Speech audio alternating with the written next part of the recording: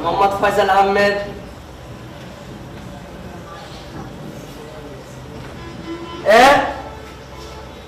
আমি তো সেই ফকির, এই যে রাস্তা থেকে ভিক্ষা করতাম,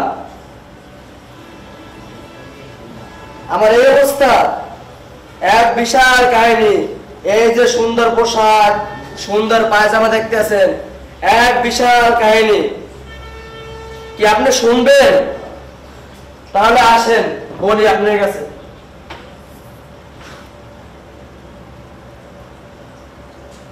আমি একদিন এই রাস্তা থেকে ভিক্ষা করতেছিলাম, পরে মোহাম্মদ এসে বলল তোমার ভিক্ষা করার দরকার নাই। তারপর আমি বললাম আমি খাবো কি করে? তুমি আমার সাথে আসো, তোমার বাড়িতে কি আছে? আমি বললাম আমার বাসায় একটা কম্বল আছে, কয়েকদিন আগে জায়গা অনেক মানুষে মিললে আমার একটা কম্বল কিনে দিয়েছে, এই কম্বলটা আছে আমার কাছে, যাও সেটা নিয়ে আসো।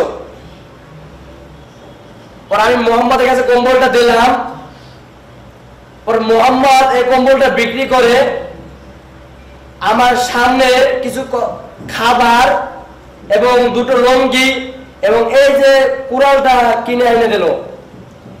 তারপর বলল মোহাম্মদ এই যে খাবার দিছি তোমাকে, এই খাবার তুমি খাবা, আর যে লুঙ্গি পরে জঙ্গলে জায়গা এই যে কুড়াল দিছি এটা থেকে কাঠ কাইঠা তারপরে জীবিকা নির্বাহ করবা। পরে আমি করলাম, করতে করতে কিছু টাকা খাইছি আর কিছু টাকা জমাইছি, তাই থেকে আমার এই জামা কাপড়। আমি বিয়ে করছি, আমার ছেলে সন্তান আছে, আমি আগে একাই চলতে পারতাম না, এখন আমার বউ আমার বাচ্চা সবাই নিয়ে খাইতে পারতেছি। হ্যাঁ, আপনার বিশ্বাস হয় না? তাহলে দেখবেন আমি কেমনে ভিক্ষা করছি, তাহলে দেখেন না কেমনে ভিক্ষা করছি।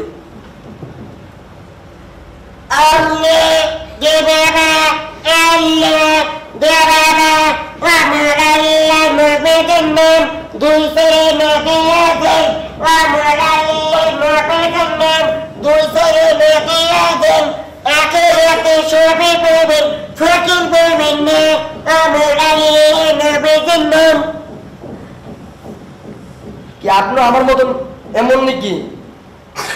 হ্যাঁ, আচ্ছা চলেন মোহাম্মদের কাছে যাই, এবার বিশ্বাস হলো তো?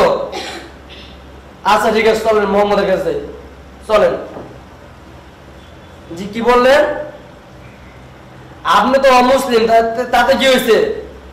তিনি তো পুরা বিশ্বের রহমত। আচ্ছা চলেন যাই।